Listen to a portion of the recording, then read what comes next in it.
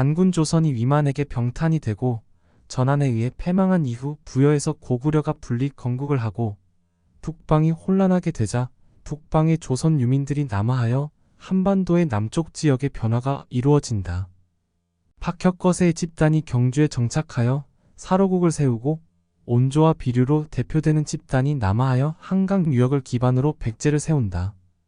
그리고 조선 유민 중 수로왕의 세력이 구야국에 정착하자 구야국의 구간 세력이 이들을 중심으로 재결집하였다. I've seen a lot of change, been through a lot of pain.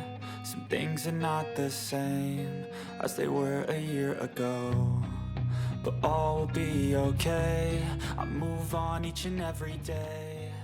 The past is... 김해 봉황동 유적지를 먼저 찾아가 본다. 김해 일대는 고인돌 등의 청동기 유적이 발견되는 등 이전부터 사람이 거주하고 있었다. 김해 봉황동 유적에는 청동기 시대의 유적인 김해 회현리 패총과 금강가야의 집단 칠학지인 봉황대가 있다. 봉황대 언덕 근처에 서로 시기가 다른 회현리 조개더미와 다양한 무덤 유적이 있다. 회현리 조개더미에서 출토된 유물로는 토기, 뼈불도구, 석기, 가락바퀴, 불탄쌀, 중국 화폐인 화천, 동물벼들이 나왔다. 화천은 중국 신나라의 왕망이 기원전 14년에 만든 화폐로 유적이 형성된 연대를 알게 하는 중요한 자료이며 중국과의 왕래도 짐작하게 한다. 조개더미의 동쪽에서 고인돌, 항아리에 뼈를 넣었던 동무덤 온감묘, 집터가 발견되었다. 무덤들은 청동기 시대 후기에 만들어진 것으로 보고 있다.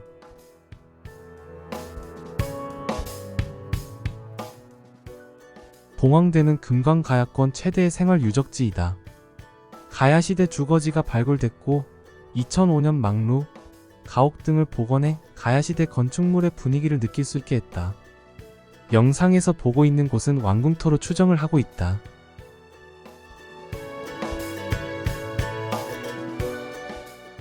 가야의 역사는 서기 42년에 시작돼서 562년 신라에 흡수되면서 끝난다. 500년이 넘는 세월 동안 한반도 남쪽 일부를 차지해왔던 것이다. 왕국의 역사가 500년이 넘게 유지되었으니 그 시간 동안 주변에 미친 영향도 그만큼 많았을 것이다.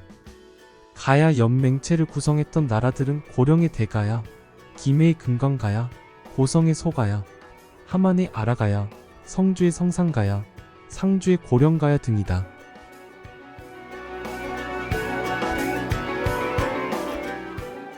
금강가야는 정기 가야 연맹체를 주도했고 금강가야가 약해진 다음에는 대가야가 후기 가야 연맹체의 중심이 된다.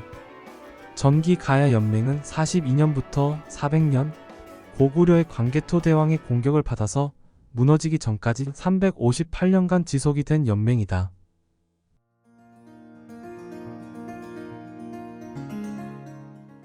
(44년) 석탈해가 바다를 통해 금강국으로 와서 왕위를 빼앗으려 겨루었으나 패하고 계림으로 도망을 갔다는 기록이 있다.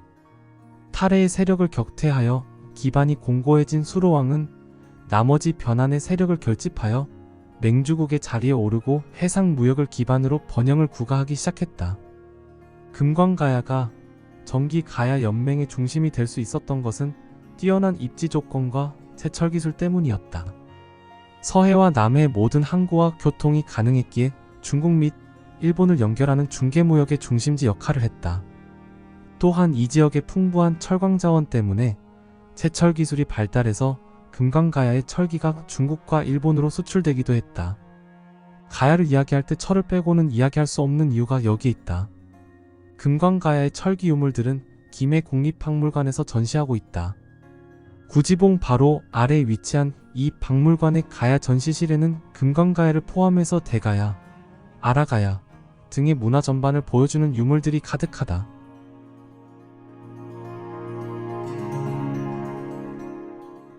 수로왕이 내려왔던 구지봉에서 조금 남쪽에 위치한 곳에 수로왕릉이 있다. 가락국의 시조이자 김해 김씨의 시조인 수로왕의 무덤으로 남릉이라고 부른다. 무덤의 높이는 5m의 원형 봉토 무덤인데 주위 1만 8천여 평의 왕릉공원으로 되어 있다. 왕릉 구역 안에는 신의를 모신 숭선정과 안양각, 전사청 제기고, 남릉 정문, 숭제, 동제, 서제, 신도비각, 홍살문, 숭화문 등의 건물들과 신도비 문무인석, 마양 오석, 공적비 등의 석조물들이 있다. 특히 남릉 정문의 문에는 이전 영상에서 언급한 쌍어문이 그려져 있다.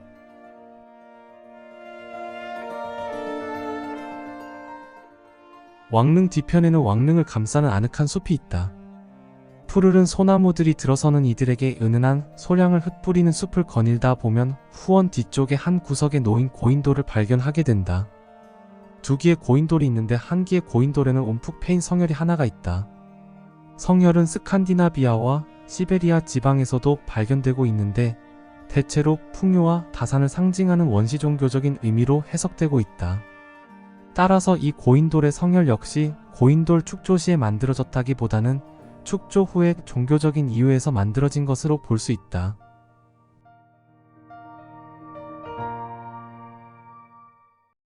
대성동 고분구는 국립김해박물관과 김해 수로왕릉 사이의 동서로 뻗은 구릉지대에 있는 가야의 무덤들이다. 길이 약 300m, 높이 20m 정도의 구릉지대로 경사가 완만해 무덤이 있기에 매우 적합하다. 고분군에 인접하여 고분박물관이 건립되어 있다. 2023년 9월 유네스코 세계유산에 등재되었다. 발굴 조사 결과 1세기에서 5세기에 걸친 지배 집단의 무덤 자리로 고인돌을 비롯하여 널무덤, 덧널무덤, 굴식돌 박무덤 등 가야의 여러 형식의 무덤이 발견되었다. 구릉 주변 평지에는 1세기에서 3세기 무덤이 밀집되어 있고 구릉 정상부에는 4세기에서 5세기 무덤이 밀집되어 있어 삼한시대 구야곡 단계에서 금관가요 시기까지의 무덤이 발견되고 있다. 덧널무덤은 나무판을 조립하여 널을 만든 것으로 이전에 통나무관을 이용하던 것에서 나무판 널을 사용하는 시기로의 전환이 1세기 경임을 보여준다. 유물로는 토기류와 철기류, 목류, 중국제 거울 등이 출토되었다. 주로 구덩식 덧널무덤 같은 대형 무덤은 구릉 능선부의 좋은 자리에 위치한 반면 중소형 무덤들은 구릉의 사면과 주변 평지에 있어 지배계층의 묘역과 피지배계층의 묘역이 분리되고 있다. 지배계층의 초대형 덧널무덤은 모두 순장이 확인되는데 고령 대가야처럼 수십 명씩 묻은 대규모는 아니고 몇 명 같이 묻은 정도이다.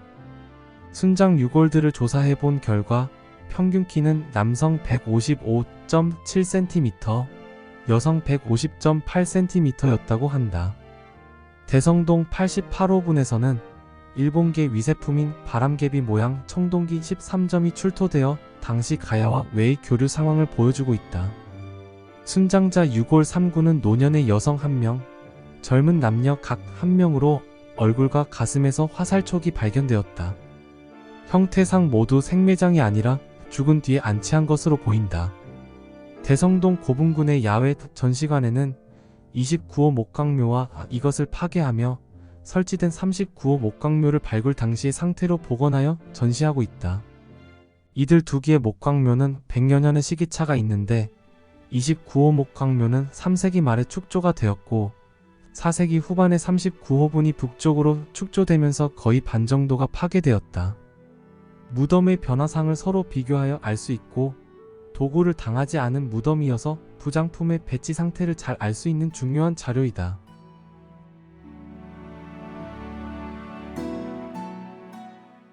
이번 영상은 여기에서 인사드리겠습니다.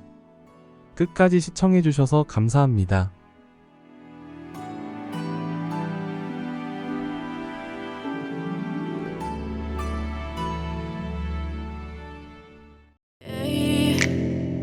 As you fade away,